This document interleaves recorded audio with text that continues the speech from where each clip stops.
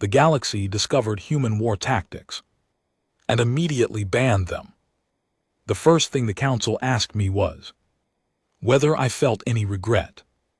I was standing in the center of a room, so large that the far wall was a blur of pale light and alien faces, 60 counselors arranged in a half circle above me like a court of gods who had already decided the verdict. My boots were clean, my uniform was pressed. I had prepared for this moment for 3 weeks, rehearsing answers in the mirror of my bunk aboard the transport ship while the stars drifted past the porthole. I had answers ready for almost every question.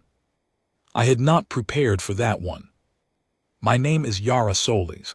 I am 34 years old. I grew up in a small town in northern England, and before all of this, I was a logistics officer who had never fired a weapon in actual combat. Now I was standing before the Galactic Compact's Emergency War Ethics Tribunal on Veth Station, 500 light-years from home, being asked if I felt regret about ending a war. I said yes because it was true. I just was not sure I regretted what they thought I regretted. The tribunal had been convened 11 days after the ceasefire with the Kaith Dominion. The Kaith had launched an unprovoked offensive against 3 human settled systems 8 months prior. What snorts followed was a conflict the Compact had expected to last decades. The Kaith were older, larger, and far more experienced at war than we were. They had ships that made ours look like toys. They had warriors who had been fighting before humanity had invented the wheel.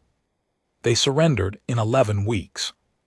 The Compact did not know what to make of that, so they called me in to explain it, because I had been the one coordinating operations from the Joint Command Center on Callaway Base, and because my name appeared on more documents than anyone else's. I was not a general. I was not a hero. I was a woman who was very good at reading spreadsheets and understanding what the numbers meant. It turned out that skill was worth more than anyone expected.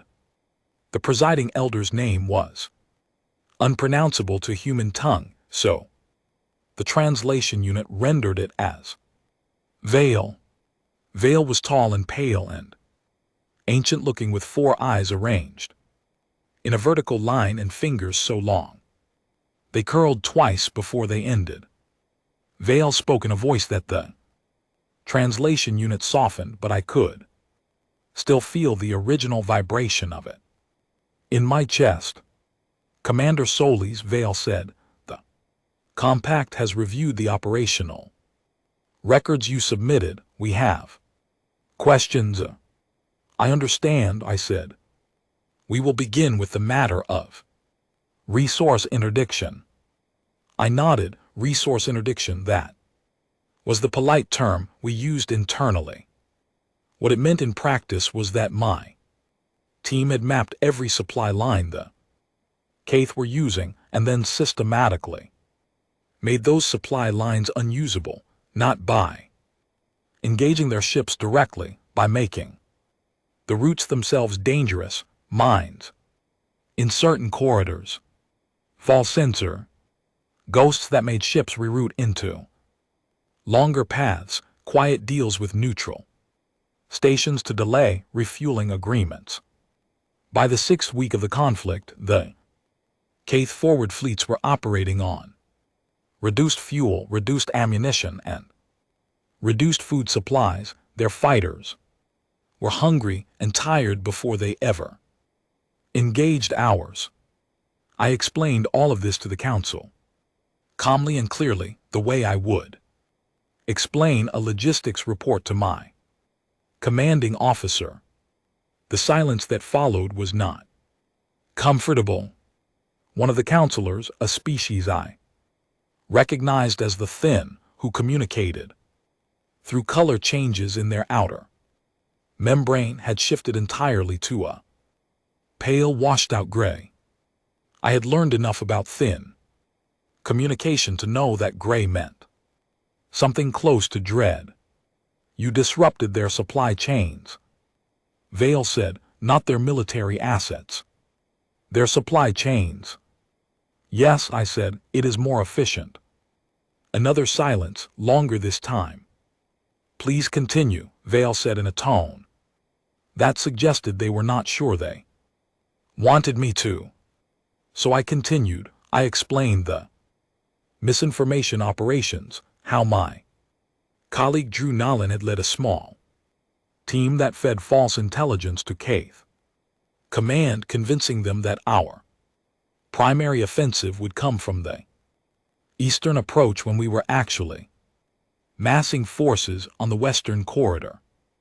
The Keith had repositioned 2 full fleets to guard against an attack that never came. By the time they realized the error, our actual advance was already 3 days ahead of schedule. I explained how we had used the terrain of the Barath Nebula, which the Keith considered impassable, to move a significant portion of our fleet to a position directly behind their main command vessel. The Keith had a concept of honorable engagement that required advance notification of an offensive. We had not provided advance notification. We had appeared seemingly from nowhere, in a position that made resistance pointless. I noticed the counselors were no longer taking notes.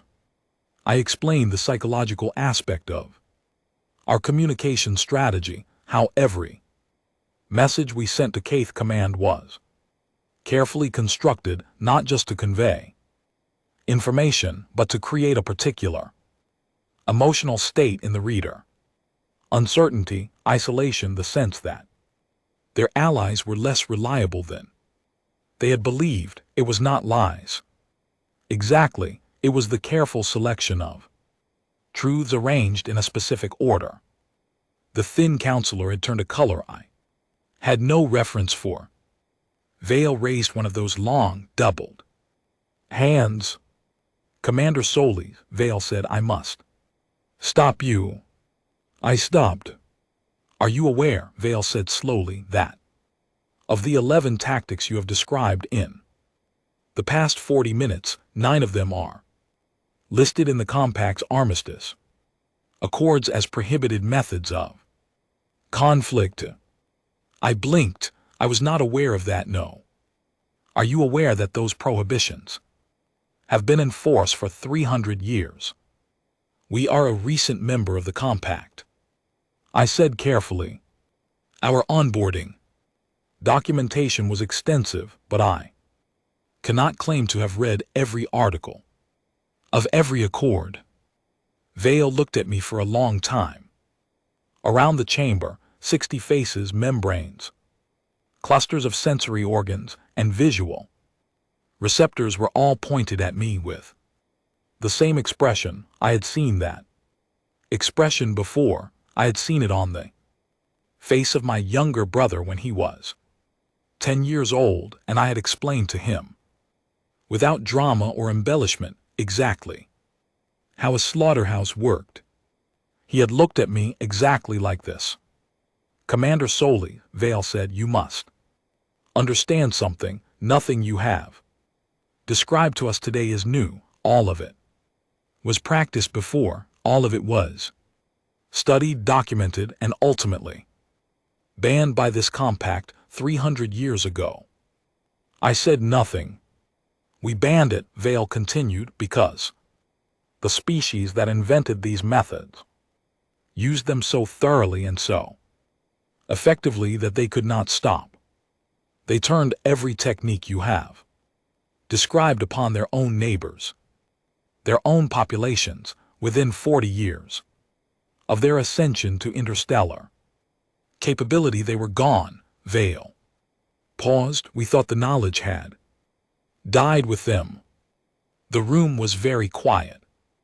We were wrong, Vale said. It appears humanity invented all of it again. independently, without a teacher. I stood there in the center of that enormous room under 60 pairs of alien eyes, and I understood for the first time why I had really been called here. This was not a debrief. It was not even a trial in the traditional sense. It was an assessment. They were trying to decide what we were. And from the look on Vale's face, they were not yet sure the answer was something they could live with. I think, Vale said quietly, that before we continue, you should see something. The archive was not on the station's official map. This did not surprise me. What surprised me was the size of it. I had imagined a room, perhaps a small hall. What I found following Vale and two silent, compact security officers down a long corridor that required 3 separate identity scans to navigate was a space that felt closer to an underground city. The ceilings were far above my head. The shelves, if you could call them that, because they were more like structured fields of light holding data. Arrays in suspension stretched in every direction further than I could clearly see. It was cold in there, deliberately cold. The kind of cold that says, whatever is stored here is too important to risk. Vale walked beside me without speaking. The security officer stayed 2 steps behind. My boots made the only sound on the floor, a soft, steady rhythm that echoed off surfaces I could not identify. We call it the Armistice Archive, Vale said when we reached a section marked with a symbol, my translation unit, rendered as something between quarantine and memory. It holds the complete documented record of every form of conflict that the Compact has formally prohibited. The methods, the counters, the historical outcomes, everything. And you keep it locked, I said. We keep it sealed, Vale said. The distinction seemed important to them. It is not hidden. Every senior Compact official knows it exists, but access is restricted to researchers with specific clearance, and the clearance is rarely granted. Vale looked at the suspended arrays around us. The logic was simple. If no one can read it, no one can use it. That logic assumes no one would reinvent it, I said. Vale did not answer that. Instead, they stopped in front of a particular section and gestured toward one of the light arrays. A display surface materialized at eye level, and what appeared on it was a catalog. I scanned down the entries. Logistics disruption through infrastructure denial, psychological operations targeting, command decision-making, intelligence fabrication and strategic misdirection, terrain exploitation beyond declared engagement zones, resource attrition as a primary offensive strategy. I read the list twice, then I said, "These are my reports." "They are not," Vale said. "Those records are 300 years old. The terminology is different, the scale is different, but the underlying methods are identical." I looked at the catalog for a long moment. What species made these? Vale's expression shifted into something that was hard to read. We call them the Vorath. They no longer exist. The archivist was waiting for us. Little further in, a Compact official named Kelmot. Kelmot was one of the Suring, a species that resembled to a human eye something between a very tall person and a willow tree in early spring. They moved fluidly, and they blinked rarely, and when they looked at me as I approached, I could see very clearly that they were afraid. Not of me personally, perhaps, but of what I represented. Kelmot gave a formal greeting and then proceeded to explain in careful and measured language what had happened to the Voreth. They had been, by all accounts, a remarkable species, brilliant engineers, sophisticated thinkers, passionate about the concept of civilization. They had developed interstellar travel approximately 4 centuries ago and had expanded quickly, making contact with several species in their region. They were not aggressive by nature, but they were competitive, and they were extraordinarily good at conflict when conflict became necessary. The methods began as tools of survival. They faced an early threat from a larger, stronger neighbor, and in order to survive, they developed every unconventional advantage they could find: deception, misdirection, patience. They won that conflict, and then they faced another threat, and they used the same tools, and they won that one too. The problem, Kelmot explained, was that the tools became a habit, not of the species as a whole, but of the institutions the species built, the military planners who had succeeded using these methods continued to use them because they worked. The politicians who had benefited from the information advantages continued to demand them. Gradually, the methods spread from external conflicts to internal ones. Factions within Voreth society began using the same techniques against each other: resource denial, manufactured uncertainty, the careful arrangement of partial truths. Within a generation, Kelmot said, had applied every technique they had developed for external conflict to themselves. They did not collapse from a single catastrophic event. They eroded slowly from the inside. I was quiet for a moment, then I said, "What happened at the end?" Kelmot looked at me carefully. At the end, the species they had once struggled to survive, the neighbor they had defeated using these very methods, was still there. They had watched what happened to the Voreth, and when the Voreth were too weakened to resist, that neighbor finished what had begun. It was a story about a weapon that had turned around in the hand of the one who built it. I stood among 300 years of classified records and let that sink in. The compact prohibited the methods. After the Voreth extinction, Vale said, speaking again from beside me, logic was that if one species could be destroyed by these tactics, others could be too. The prohibition was meant to protect everyone by keeping everyone equally uninformed. I said. Neither Vale nor Kelmot responded to that. I walked further into the archive.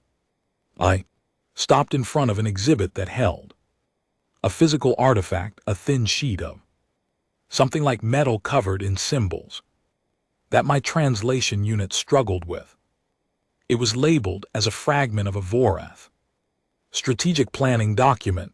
The translation came through in pieces: resource allocation, population, resilience, the cost of continuation. It was a document about whether to keep fighting, about whether the price of resistance was worth it. The snorts Voreth planner who had written it had concluded, not yet, not yet, keep the pressure exactly where it is.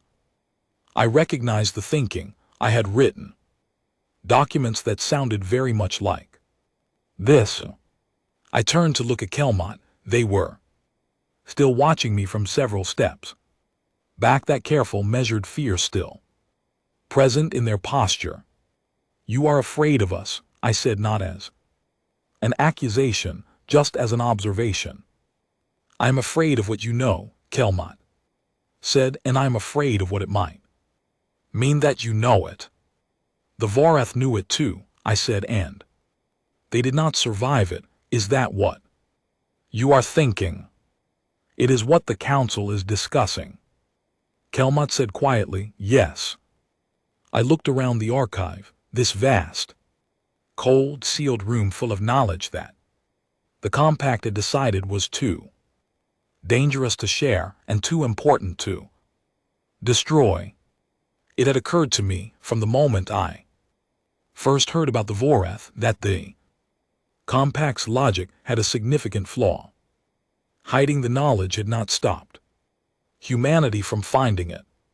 We had found all of it on our own through trial and error and centuries of conflict with each other on a single small planet at the edge of a quiet galaxy. We had developed these methods and we had used them against ourselves exactly as the Vorath had. We had done it for centuries. We had done it at scale. We had done it with weapons that made the Vorath's capabilities look modest. And we were still here. I did not say this out loud, not yet. I was beginning to understand that the timing of what I said mattered as much as what I said. That was itself a lesson from the archive. But I filed it away carefully for later. When does the council vote? I asked. Vale and Kelmot exchanged a look. 72 hours, Vale said. I nodded. Then I have some reading to do. The room they gave me was small and clean and slightly too warm for my comfort, which suggested it had been calibrated for a species that ran cooler than humans. I did not complain. I set my tablet on the desk, connected it to the public-facing portion of the compact's legal database, which was extensive, and began to read. The vote was going to be on a motion proposed by a compact faction I had come to think of as the isolationists, though their official designation was longer and more diplomatic. The motion was straightforward: classify humanity as a compact security risk, restrict our movement between systems, and place our military capabilities under compact oversight pending a full review. The review had no defined endpoint. In practical terms, it meant quarantine, not as punishment, as containment. Drew Nolan arrived on the second evening. I heard his knock before I heard the door signal, which was typical of him. Drew was a man who believed in knocking even when technology rendered it unnecessary, because, as he once told me, it gave people a moment to compose themselves. He was my age, from a small city in Southern Ireland, and he had the quality of looking slightly rumpled regardless of how recently he had pressed his clothes. He brought 2 cups of actual coffee, which on a space station was either a small miracle or evidence of significant bribery. I took the coffee without asking how he had obtained it. Bad? He asked. Complicated, I said. He sat down across from me and looked at the tablet screen, which was currently displaying 300 years of compact conflict. Law.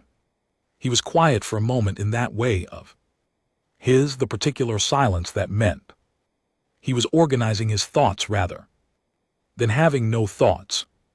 The ambassador wants to talk to you, he said.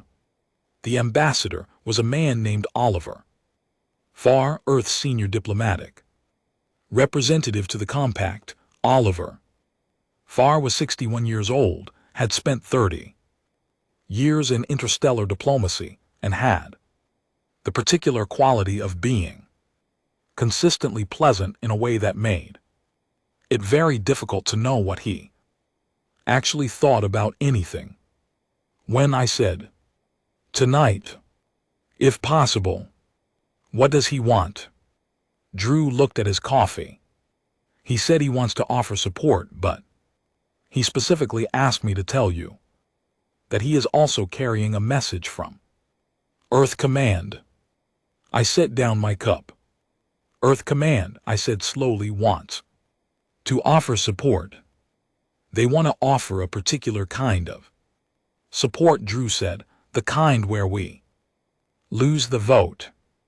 I stared at him. They think, Drew said carefully, that being placed under compact oversight, officially, formally, on record, gives us something. It gives us a seat at the table inside the compact security infrastructure. It makes us accountable to their systems, which means we are inside their systems. They want us to lose, I said, because losing puts us inside the organization that runs everything. That is the argument, Drew said. I leaned back in my chair and looked at the ceiling, which was a pale, slightly iridescent material that the compact used extensively in stations like this. It caught the light in a way that was almost calming.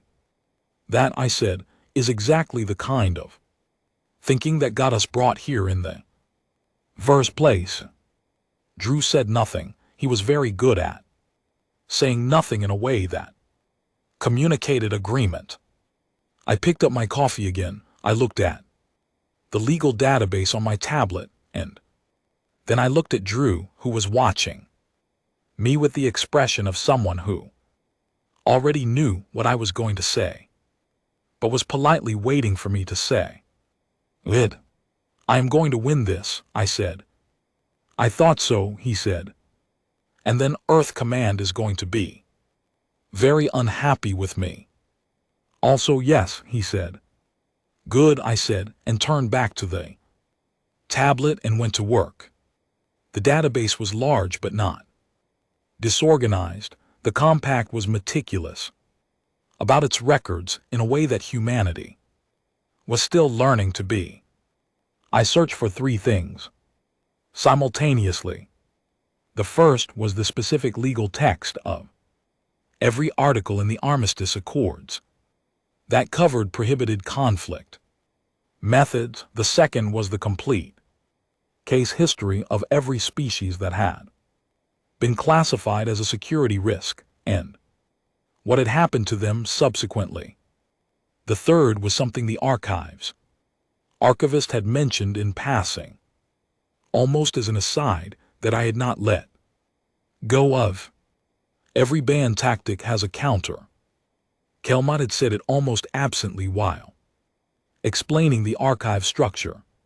The archive did not store the prohibited methods in isolation. It stored them with their documented responses, counterintelligence methods, negotiation frameworks, the systems that had been developed over centuries to address, limit, or redirect each form of prohibited conflict.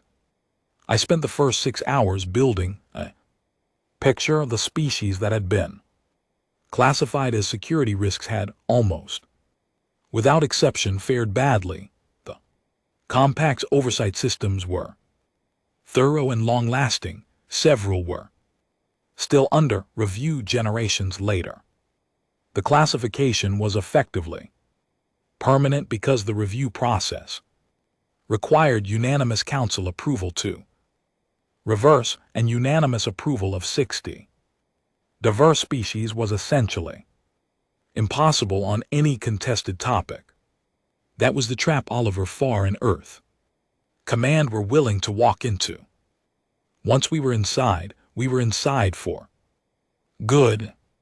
I spent the next 6 hours with the counter-tactics section of the archives, documented history, reading through framework after framework that the compact had developed over 3 centuries to address prohibited methods.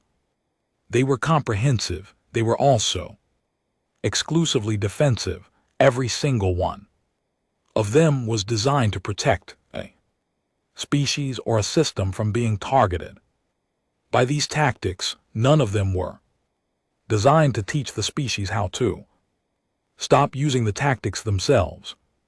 That was the gap. That was the thing nobody had addressed in 300 years of prohibition.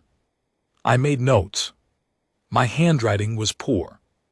Always had been, so I made them in the tablet's voice detect system, speaking quietly in the warm small room in the middle of the station's night cycle, while Drew slept on the narrow secondary cot in the corner. By the time the station's lighting shifted to indicate morning, I had the shape of an argument. It was not the argument I had prepared on the transport ship. It was not the careful legal case I had outlined in the mirror of my bunk. It was something else, something that had only become possible because of what I had seen in the archive. I sent a brief message to Oliver Farr, telling him I would not need his guidance. His response was polite and brief and said, in diplomatic language, that he hoped I understood what I was doing. I sent a message to Vale asking for confirmation of my speaking time at the tribunal. Then I stood up, stretched, and looked out the porthole of my small room at the slow turning of the stars outside Veth Station. Somewhere out there was a system they Keth had held 2 months ago that was now resettling with human families. Somewhere out there was Callaway Base, where the operations center I had run looked probably exactly the same as when I had left it, because operations centers always look the same whether you have just won or lost. Somewhere very far behind me was Earth, my small town in northern England, the particular gray color of autumn skies there, and the smell of damp leaves, and the unremarkable ordinary peace of a place that had been at war many times in its history and had somehow always produced people who chose to rebuild. Afterward, I thought about that, about choosing to rebuild. I thought about the Vorith who had apparently never found their way to that. Joyce. Drew stirred on the cot behind me. It is morning, he said without opening his eyes. It is, I said. Are we ready? I turned from the porthole. My notes were on the tablet. My argument was formed. My hands were steady, though I was aware of a vibration somewhere in my chest that was not quite fear and not quite excitement, but something in between that I had no better word for. Yes, I said, let us go. The council chamber felt different the second time. When I had first stood in the center of that enormous half-circle 2 days ago, I had been a subject of inquiry.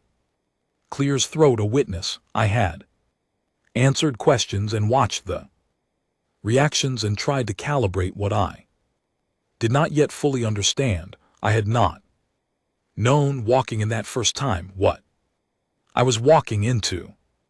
I knew now. The 60 counselors were arranged exactly as before. Vale presided from the central elevated position, those 4 eyes arranged in that vertical line, that long-fingered presence that managed to feel both ancient and very present. Kelmont was there too, in a seat to the side that was designated for advisors to the tribunal. Kelmont's posture was careful in a way that told me they were aware this would matter.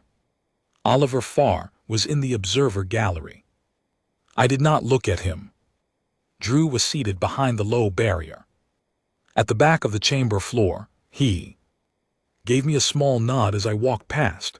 I did not nod back because I was concentrating on the floor in front of me, on the pace of my own footsteps, on keeping the vibration in my chest at a manageable level. I reached the center of the chamber. I stopped. I waited. Commander Solis, Vale said, you have been granted speaking time of 30 minutes to address the tribunal before the vote is called. You may begin.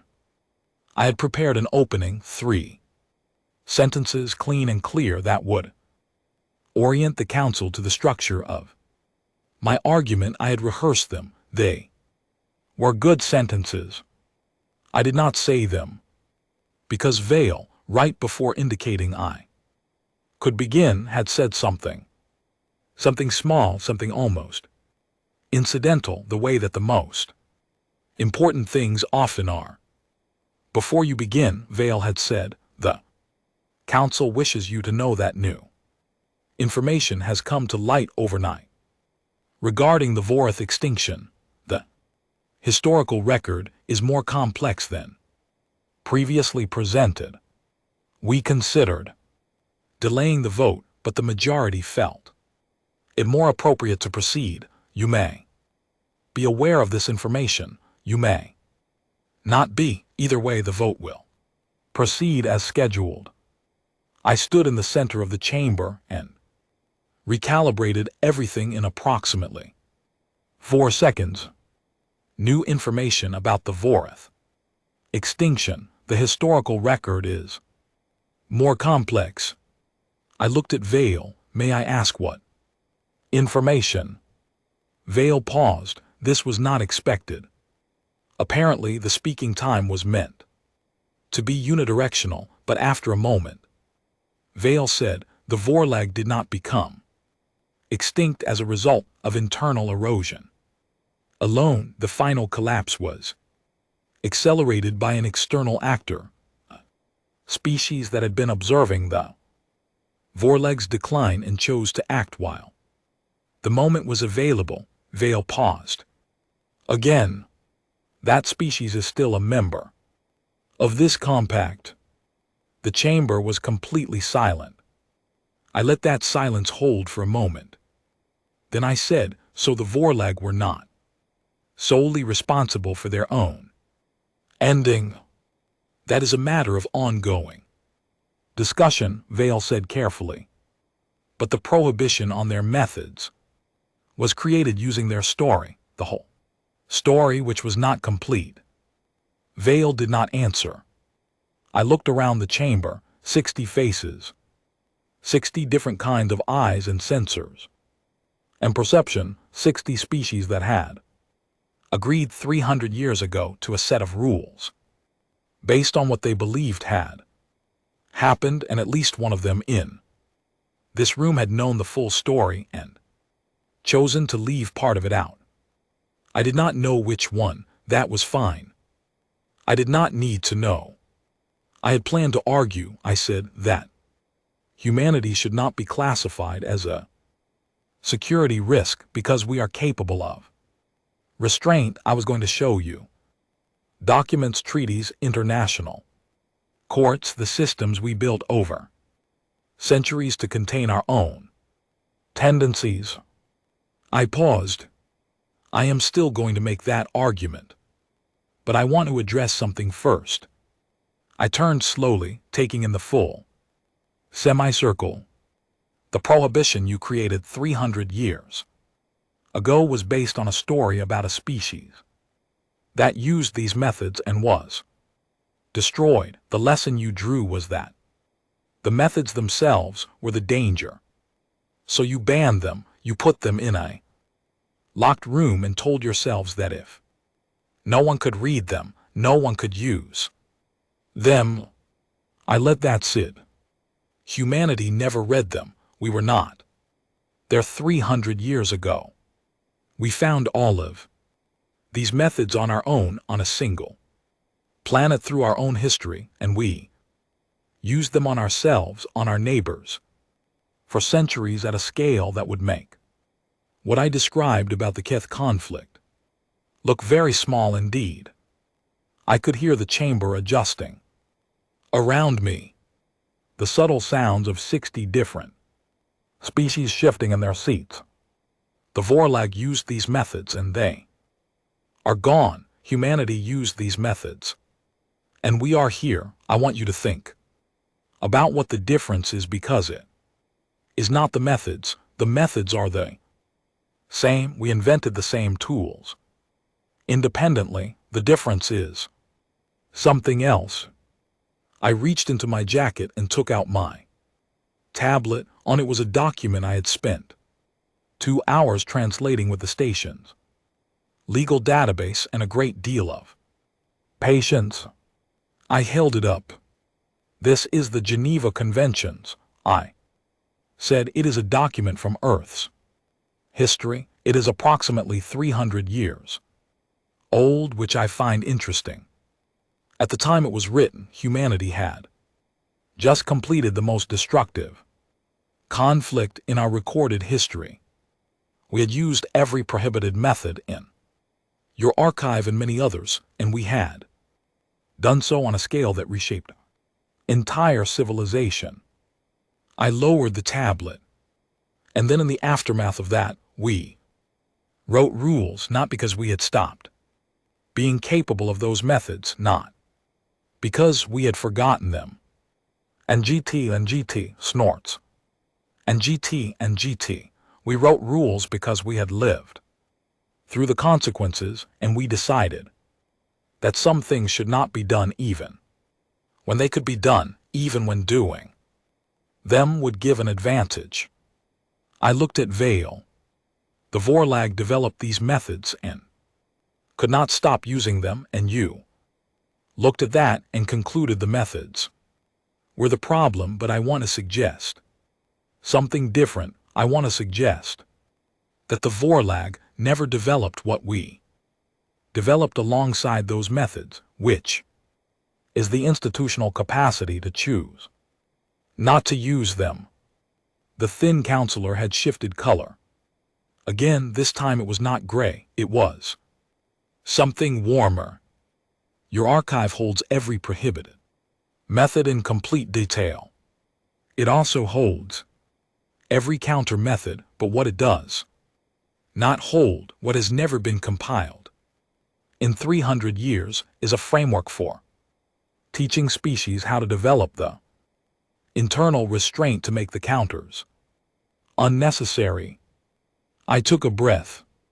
Classify us as a security risk, and you put us in a system that manages our behavior from the outside. It might work. It also might produce exactly the resentment and institutional pressure that drives a species to use every tool available to resist external control. I paused. I have read your historical records on species that were classified. Several of them confirmed this pattern. The chamber was very still. Or I said, you do not classify us. You accept that the knowledge exists and cannot be unlearned, and you use us, our history, our experience, our 300-year-old document about the rules of conflict to build the framework that your archive has always been missing. I stopped talking. The silence lasted longer than I expected. It was the kind of silence that is doing work, that is carrying something from one place to another. I stood in the center of it and kept my breathing even. Vale spoke. You are proposing that humanity become a resource rather than a subject of this tribunal. I am proposing that we are already a resource, I said. The only question is whether you use us or contain us. The vote was called 40 minutes later, after a closed consultation among the counselors that I was not part of. I sat in an anteroom with Drew and a cup of water that was slightly the wrong temperature and waited. When I was called back in, Vale announced the result. 11-9. In our favor. I stood very still when I heard it. The vibration in my chest, which had been present since I walked into the chamber, did not go away. But it changed quality. It became something different, something that felt from the inside like the particular kind of tired that follows the kind of effort where everything was committed and nothing was held back. Drew, from the back of the chamber, let out a breath that I could hear clearly across the quiet room. The counselor who had changed their vote and made the margin was Kelmot, the archivist, the Sarin official who had looked at me with careful fear in a cold archive full of things that were supposed to stay hidden. I would not find that out until later. But when I did, I thought about it for a long time. The docking bay on Veth Station had a view of open space through a long curved transparency. It was early by the station's clock and the light was dim and indirect, the kind of light that is present without committing to anything. My transport was being prepared too. Levels below. Drew had gone ahead to ensure our equipment was correctly logged. He was the kind of person who needed to see this done himself or he would worry about it the entire journey home. I was standing at the transparency, looking at the stars when I heard footsteps behind me, careful footsteps. The particular gait of a Sarin trying to be quiet on a hard floor. Commander Solis, Kelmot said. I turned. Kelmot was in their official archivist uniform, and they were carrying in one of those fluid, many-jointed hands, a small flat case that I recognized as a data storage object. I wanted to speak with you, Kelmot said, before you left. I am glad you did, I said. Kelmot was quiet for a moment in the way that suggested they had planned what to say and were now reconsidering the order of it. When you were in the archive, Kelmot said finally, and I told you I was afraid of what you knew, I was being truthful. I was afraid. I had spent 16 years as the archivist of those records, and in that time I had come to believe genuinely that the prohibition was the right response, that the correct lesson from the Vorlag was that some knowledge was too dangerous to carry. And now, I said. Now, Kelmot said slowly, I believe I was thinking about the wrong question. I was asking whether the knowledge was safe. I should have been asking whether the prohibition was working. I said nothing. I let them continue. It was not working, Kelmot said. 300 years and the first species we encounter who was not part of the compact at the time of the prohibition had reinvented everything independently. The knowledge could not be contained. It never could have been. We were protecting ourselves from a danger that was not actually in the archive. The archive was just the record of it. The danger was in us, I said. The capacity was in all of us, Kelmot said with a precision that I appreciated. The capacity for the methods and the capacity for the restraint. Your species developed both. The Vorlag developed only one. We nearly went the same way as the Vorlag, I said. Several times. We are not a success story with a clean ending. We are a species that keeps making the same choices badly and then surviving the consequences and trying again. Yes, Kelmot said, but you try again. That is the part that was missing from the Vorlag record. They extended the small flat case toward me. This is a copy of the full archive. Index, Kelmot said. Not the restricted content, the catalog, a complete list of everything the archive holds, including the counter frameworks. It is technically within the scope of public compact documentation, though it has never been distributed widely. A pause. I thought it might be useful for the Joint Commission. I took the case. It was lighter than I expected. The Joint Commission does not officially exist yet, I said. No, Kelmot said, but it will. I looked at them for a moment. You changed your vote. Kelmot was quiet. You do not have to confirm it, I said. I am not going to tell anyone. I just want you to know that I know and that I am grateful. Kelmot looked out at the stars beyond. The transparency. Their membrane in the indirect early light was a soft and indeterminate color that my very limited understanding of Suring expression could not parse precisely, but it did not look like fear. It looked like something more deliberate than that. I changed my vote, Kelmot said, because you walked into my archive and you were not afraid of what was in it. Every scholar who has ever been given access to those records walks in. Carefully, they touch things gently. They read with the distance of someone who does not want to be changed by what they are reading. A pause. You walked in and recognized it the way you recognize something from home. I thought about northern England. Gray, autumn skies, damp leaves, the particular quiet of a place that has seen enough history to have earned its quiet. It is from home, I said. Yes, Kelmot said, and that was what frightened me most at first, and then it was what reassured me. They turned from the transparency to look at me directly.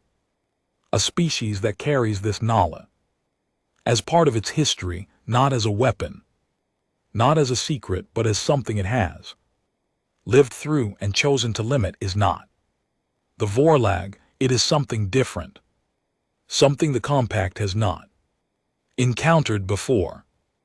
My transport notification came through on my communicator. 2 minutes. I tucked the data case under my arm. I offered Kelmot my hand, the human gesture, and after only a brief moment of consideration, they took it. Their long fingers wrapping around mine in something that was not quite a human handshake, but was a genuine attempt at one. I will be in contact, I said, about the commission. I will be in the archive, Kelmot said. As always. I walked to the elevator. Drew was already there, looking slightly anxious in the way he got when transport schedules were involved, his coat slightly more rumpled than when I had last seen him. I handed him the data case without explanation, and he looked at it and then at me and filed it away in his bag with the careful efficiency of someone who had worked with me long enough to know that explanations would follow when they could. The transport lifted away from Veth Station 40 minutes later. I took the window seat, Drew took the aisle, and for a long time neither of us said anything. The station fell away behind us. The stars ahead were steady and still, the way stars always are from a distance, giving no indication of the particular storms and silences happening around each of them. Somewhere in my bag was a copy of a document I had submitted formally to the compact archive before boarding. Contribution, as they had requested, from humanity, a record to sit alongside 300 years of classified methods and counter methods in the cold sealed vault, where knowledge went when the galaxy decided it was too important to share, but too dangerous to destroy. I had submitted the Geneva Conventions, the complete text, all 4 of them, with the additional protocols, no commentary, no covering note explaining the context, or the history or the significance, just the text itself, the way a thing should be offered when you trust the reader to understand it. The file name I had given it was simple, plain, the kind of title that a logistics officer with poor handwriting and a background in spreadsheets would choose for a document she wanted to be found and read rather than filed away and forgotten. It said what we chose.